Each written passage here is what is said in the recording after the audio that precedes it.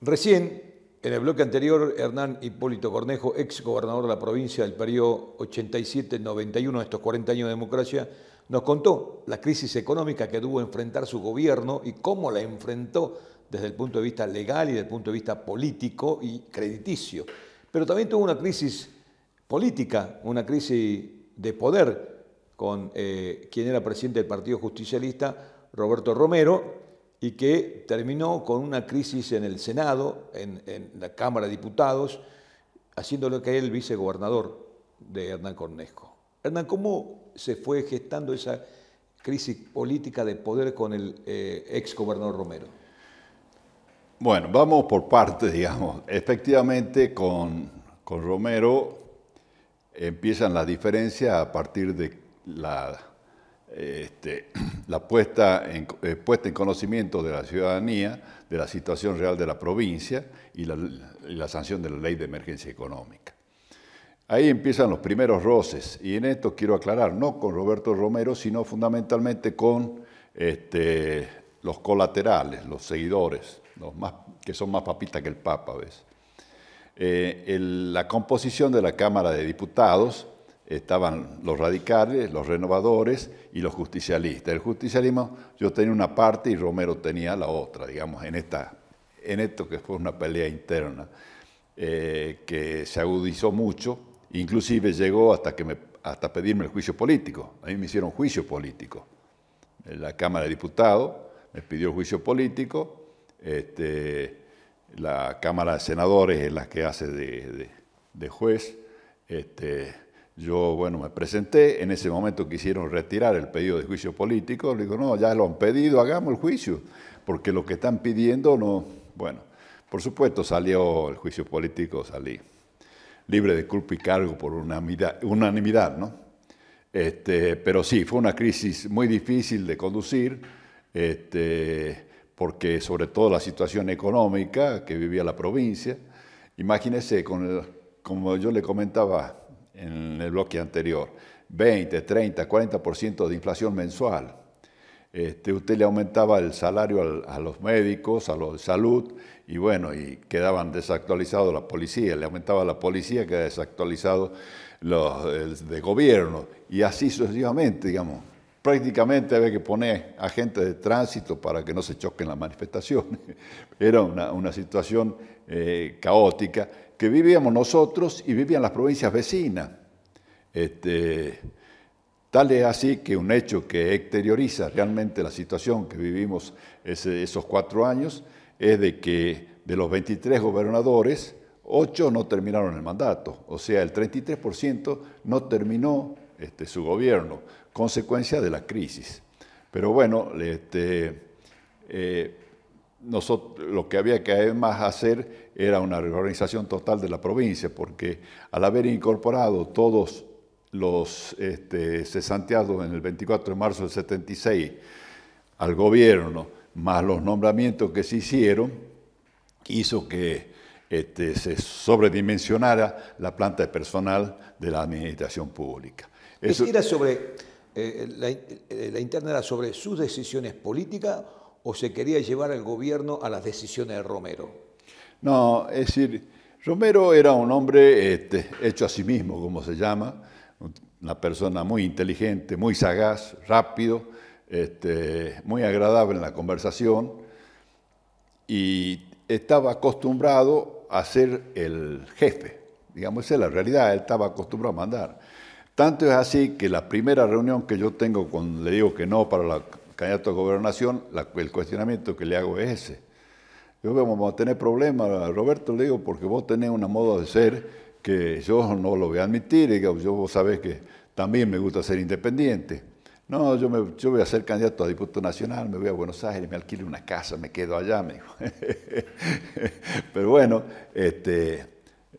le cuento algunas anécdotas. Por ejemplo, yo asumo, el jefe de policía era el doctor Solá, Toto Solá, no me acuerdo qué hecho ocurre, entonces yo lo mando a llamar inmediatamente a la gobernación. Y cae como a las 3 horas. Y me dice, ¿qué pasa? ¿Por qué te demoras? No, dice, lo que pasa es que don Roberto me llamaba y yo me he ido a Limache y le explicó todo cómo era la cosa. O sea, le ha ido a explicar el problema por lo que yo lo llamaba primero a Romero. Bueno, por supuesto, bueno,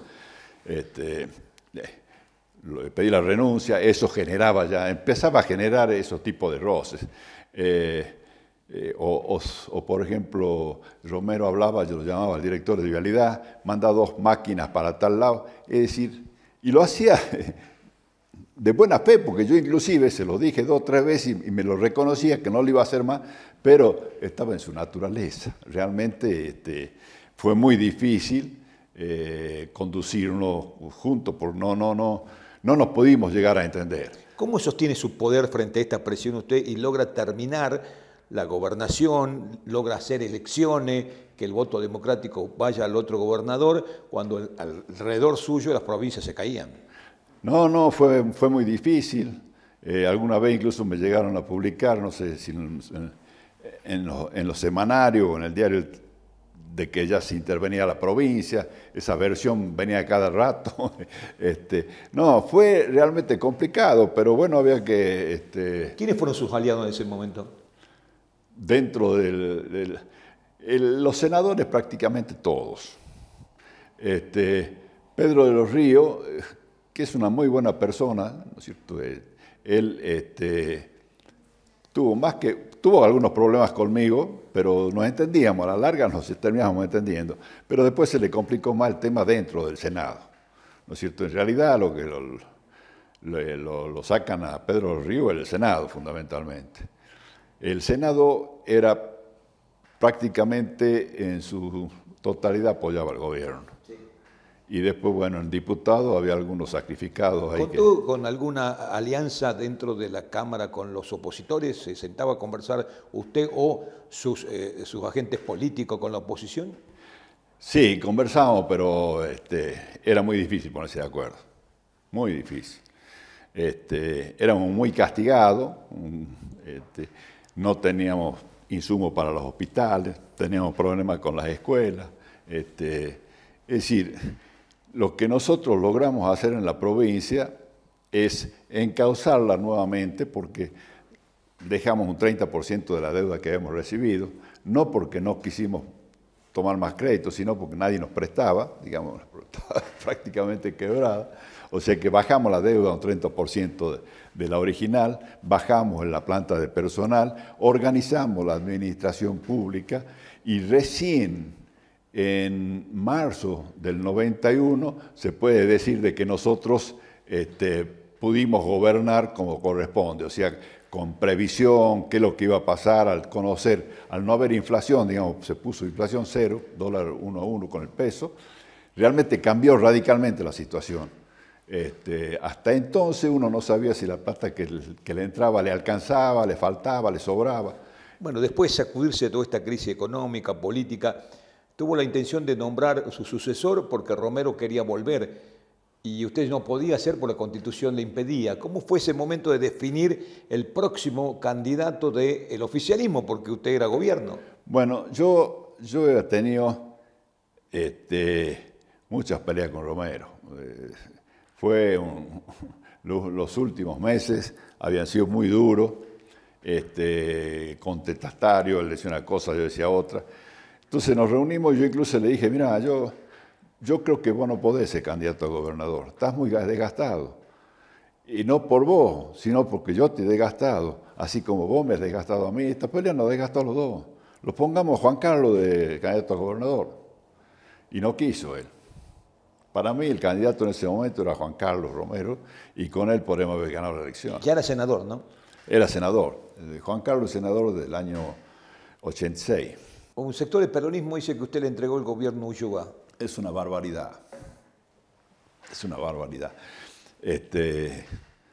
Lo que sí es cierto, yo no tenía una participación activa porque, bueno, si era pública mi relación, no. Sería más que hipócrita, pero tampoco he trabajado en contra de Romero, para nada. Finalmente, Hernán, ¿cómo a esta historia que es muy interesante, muy rica, porque fue un momento de muchas cosas que pasaron en la provincia y en el país? Había un cambio en el país muy grande, había un sostenimiento de la democracia, había un sentido democrático hacia futuro en este recorrido histórico hacia atrás. ¿Qué sensaciones le deja estos 40 años? No, que realmente positivos. Nunca habíamos tenido 40 años de democracia corrida, es decir, realmente eso es formidable, ¿no? Con las equivocaciones, con los errores, con lo que sea, pero es democracia al fin. Tendremos que mejorarlo, somos un país nuevo, somos joven, un país joven, y creo que el hecho de tener 40 años seguidos de democracia es realmente un logro. Esto lo decimos los que somos viejos, ya los que peinamos canas, porque posiblemente los chicos no se dan cuenta de lo que es la falta de libertad, la opresión, la dictadura, la persecución, las cárceles, todo lo que se ha sufrido para llegar a esto, ¿no? Una pregunta final, porque voy al principio. De aquella negación de participar en política y que no se quería mover, a tener tanta actividad política posterior, ¿te gustó? Sí, no, siempre me ha gustado la política. Lo que pasa es que yo conocía lo negativo de la política, las consecuencias negativas de la política. Imagínense, mi padre era diputado nacional en el 55, lo metieron preso, lo mandaron al sur, nos quedamos sin casa, sin auto, nos repartió a los hermanos, a todas las distintas familias. Es un proceso muy duro que se ha vivido. Y yo dije, ¿para qué repetirlo? Además, mi padre me insistía en lo mismo que yo le insisto a mis hijas, no se metan en política. Muchas gracias, Hernán. No, ha sido un gusto, muy realmente. Amable.